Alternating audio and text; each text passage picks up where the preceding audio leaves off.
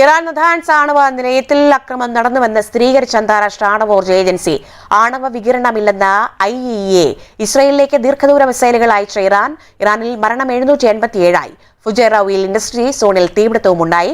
ഒമാനിൽ ഡ്രോണുകൾ വെടിവെച്ചിട്ടു. ഇറാൻ ആക്രമണത്തിനെതിരെ വലിയ തയ്യാറെടുപ്പിലെന്ന് UAE വ്യക്തമാക്കി. വിശദാംശങ്ങളുമായി എൽവിസ് ചുമാർ ചേരുകയാണ്. എൽവിസ്, ഒമാനിൽ ഡ്രോണുകൾ വെടിവെച്ചിട്ടു എന്നുള്ള വിവരങ്ങൾ വരുന്നുണ്ട്. ഗൾഫിലെ സ്ഥിതി എങ്ങനെയാണ്? നിലവിൽ സാഹചര്യം എങ്ങനെയാണ്?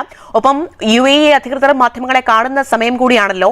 ഇറാൻ ആക്രമണത്തിന് എതിരെ വലിയ തയ്യാറെടുപ്പിലാണ് UAE എന്ന് വ്യക്തമാക്കുന്നു. അതായത് രാജ്യത്തേക്ക് വലിയ തരത്തിലുള്ള ആക്രമണങ്ങളെയൊക്കെ ചെറുക്കുന്നതിന് വേണ്ടിയിട്ടുള്ള എല്ലാ സജ്ജീകരണങ്ങളും സുസജ്ജം എന്ന് തന്നെയല്ലേ UAE വ്യക്തമാക്കുന്നത്? എന്തൊക്കെ കാര്യങ്ങൾ ഇതുവരെ വ്യക്തമാക്കിയിട്ടുണ്ടവർ?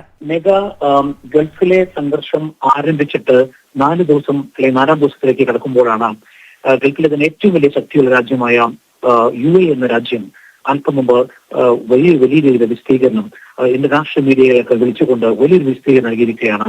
രാജ്യം വലിയ തയ്യാറെടുപ്പിലാണെന്നുള്ള സുപ്രധാന പ്രഖ്യാപനമാണ് UAE നടത്തിയിരിക്കുന്നത്. UAE എന്ന രാജ്യം വലിയ തയ്യാറെടുപ്പിലാണ്. എത്ര നാൾ ആക്രമണം നടന്നാലും അത് പ്രതിരോധിക്കാനുള്ള കഴിവ് UAE ഉണ്ടെന്ന വലിയ സുപ്രധാനപരമായ ഒരു പ്രഖ്യാപനം UAE എന്ന രാജ്യം നടത്തിയിരിക്കുന്നു. വ്യോമാതിർത്തികൾ മുഴുവൻ പ്രതിരോധിക്കാൻ കഴിയുന്ന ഒന്നിലധികം സംവിധാനങ്ങൾ തങ്ങൾക്കുണ്ട് എന്ന് കൂടി UAE അറിയിച്ചിരിക്കുന്നു. ഇത് വലിയൊരു പ്രഖ്യാപനം കൂടിയാണ്. കാരണം ചെറിയ നാശനഷ്ടങ്ങളും ആക്രമണങ്ങളെ ചെറുക്കുന്ന ഭാഗമായിട്ടുള്ള ഉണ്ടാകുന്നതാണ്. അതിനെ ഒരു വലിയ രീതിയിൽ അറ്റാക്കായി കാണരുതെന്ന് കൂടി പറയുന്നു. അതായത് ഡ്രോണുകളെ പ്രതിരോധിക്കാൻ ചെയ്യുമ്പോൾ ഉണ്ടാകുന്ന ആ സംവിധാനം, ആ ഡ്രോൺ പൊട്ടി താഴെ വീഴുന്നത് ഡ്രോൺ ആക്രമണമായി ചിലപ്പോഴൊക്കെ റിപ്പോർട്ടുകൾ വരുന്നത് അത് തെറ്റാണ്. മാത്രമല്ല ഒരു വലിയ രീതിയിലുള്ള ഒരു ആത്മവിശ്വാസം കൂടി പ്രകടിപ്പിക്കുന്നതായിരുന്നു ഇവരുടെ വാർത്താ സമ്മേളനം എന്ന് പറയുന്നത്. തീർച്ചയായിട്ടും UAE-യിലുള്ള ഇന്ത്യക്കാർ ഉൾപ്പെടെയുള്ള മലയാളികൾ ഉൾപ്പെടെ വിദേശികൾക്കും സ്വദേശികൾക്കും വലിയൊരു ചേർത്ത് പിടിക്കുന്ന സംരക്ഷണം നൽകുന്ന വാക്കുകളാണ് UAE അധികൃതർ നൽകിയിരിക്കുന്നത്. തീർച്ചയായിട്ടും ഇതൊരു പോസിറ്റീവായിട്ടൊരു സംഭവമായി കാണേണ്ടിയിരിക്കുന്നു. വലിയൊരു ക്രൈസിസിന്റെ ഘട്ടത്തിലാണ് UAE തങ്ങളുടെ നിലപാട് വ്യക്തമാക്കുന്നത്. മറ്റൊരു പ്രധാനപ്പെട്ട കാര്യം UAE പറഞ്ഞിരിക്കുന്നത് UAE-യുടെ നിലപാടിയാണ് ഇറാൻ ആക്രമണം ആരംഭിച്ചതെന്ന് കൂടി UAE-യിലെ വിദേശകാര്യ സഹമന്ത്രി വ്യക്തമാക്കിയിരിക്കുന്നു. അതായത് UAE-ക്ക് ഒരു വ്യക്തമായ നയവും നിലപാടുള്ള ഒരു രാജ്യമാണ്. അത് കണക്കെടുക്കാതെയാണ് ഇറാൻ ഈ ആക്രമണം നടത്തിയത്. സ്വാഭാവികമായിട്ടും അത് ഇറാൻ നടത്തിയത് വലിയൊരു ഗുരുതരമായ ലംഘനമാണെന്ന് കൂടി പറയേണ്ടിയിരിക്കുന്നു. അത്തരം കാര്യങ്ങൾ കൂടി അടവലിട്ടുകൊണ്ടാണ് ഈ വാർത്താ സമ്മേളനം ഉണ്ടായിരിക്കുന്നത്. തീർച്ചയായിട്ടും മറ്റൊരു പ്രധാനപ്പെട്ട കാര്യം പറഞ്ഞിരിക്കുന്നത് ഇറാന്റെ ഈ ആക്രമണം വഴി 3 പേർ മരിച്ചു എന്നുകൂടി സ്ഥിരീകരിച്ചത് കൂടി അധികൃതർ വ്യക്തമാക്കിയിട്ടുണ്ട്. 68 പേർക്ക് പരിക്കേറ്റെന്ന് കൂടി UAE വ്യക്തമാക്കിയിട്ടുണ്ട്. നേരത്തെ 58 നമ്മൾ വാർത്ത കൊടുത്തിരുന്നു. ഇന്നലെയാണ് 10 എണ്ണം കൂടി കൂടിയിരിക്കുന്നത്. ഈ 68 പേർക്ക് പരിക്കേറ്റതിലും ഇന്ത്യക്കാരുണ്ടെന്ന് കൂടി വ്യക്തമാണ്. അത് നമ്മൾ കഴിഞ്ഞ ദിവസം റിപ്പോർട്ട് ചെയ്തിരുന്നു. മറ്റൊരു പ്രധാനപ്പെട്ട കാര്യം, സംഘർഷം ഒഴിവാക്കാൻ വേണ്ടി നയതന്ത്ര രീതിയിലുള്ള ഇടപെടലുകൾ UAE ഇപ്പോൾ നടത്തുകയാണെന്ന് കൂടി UAE ഗവൺമെന്റ് ഇന്ന് വ്യക്തമാക്കിയിട്ടുണ്ട്.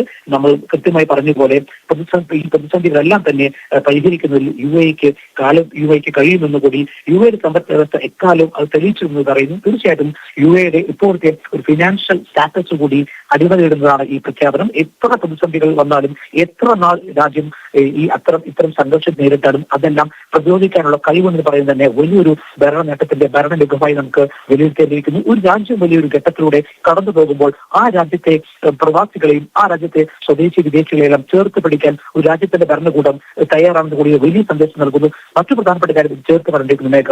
അതായത് ഇത്രയും വലിയ ആക്രമണം സംഘർഷം നടക്കുമ്പോഴും UAE-യുടെ പ്രസിഡന്റ് ഷെയ്ഖ് മുഹമ്മദ് ബിൻ സായിദും ദുബായിയുടെ കിരീടാവകാശി ഷെയ്ഖ് ഹംദാനും കൂടി ദുബായ് മാളിൽ വന്നിരുന്ന് ചായ കുടിച്ചിരിക്കുന്ന ദൃശ്യങ്ങൾ ഇന്ന് വൈറലാണ്. ഒരു രാജ്യം ഒരു പ്രതിസന്ധി നേരിടുമ്പോൾ വളരെ കൂളായി ഒരു രാജ്യത്തിന്റെ ഭരണാധികാരികൾ എങ്ങനെ മനോഹരമായി അതിനെ ഹാൻഡിൽ ചെയ്യുന്ന തെളിയിക്കുന്ന ദൃശ്യങ്ങളാണ് ലോകം കണ്ടുകൊണ്ടിരിക്കുന്നത്. ഒരു രാജ്യത്തിന്റെ പ്രസിഡന്റാണ്. പലപ്പോഴും ചില രാജ്യങ്ങളിലെ ഭരണാധികാരികൾ സംഘർഷങ്ങൾ വരുമ്പോൾ ഓടി ഒളിക്കുമ്പോഴാണ് ഒരു രാജ്യത്തിന്റെ ഭരണാധികാരി വളരെ കോൺഫിഡന്റ് ആയി ദുബായ് മാളെന്ന ഒരു പൊതു സ്ഥലത്ത് വന്ന് നടന്നു വന്ന് ഒരു കോഫി ഷോപ്പിൽ വന്നിരുന്ന് ചായ കുടിക്കുന്ന ജ്യൂസ് കുടിക്കുന്ന രംഗങ്ങൾ ഈ റമസാൻ കാലത്ത് നടക്കുന്നത് പുതിയൊരു വെളിച്ചമാണെന്ന് കൂടി പറയേണ്ടിയിരിക്കുന്നു മേഘ.